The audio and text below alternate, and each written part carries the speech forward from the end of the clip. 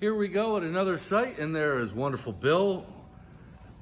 Just gonna take a look at, we haven't done one of these videos in a long time. This is just a smaller site, 44 cables. The difference about this, cement. Ooch, how do you do that? So you're just gonna put J-hooks, actually embed them into the concrete. So you can see right up there. Sometimes you can go on the side.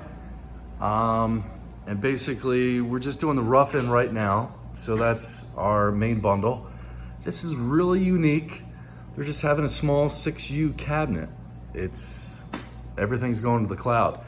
But again, concrete ceiling.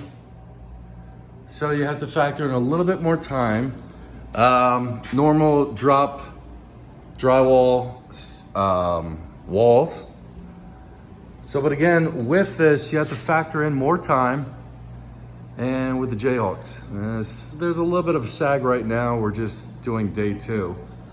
But, you know, some of the times, if you're not ready to drop the locations, just put service coils up there for future usage. And then that way, if they need to work the wall or anything like that, you're prepared. Now, a lot of times, no matter what you do, things are gonna be a little bit custom. So like right here, that's a wood panel. So we had to come down the column,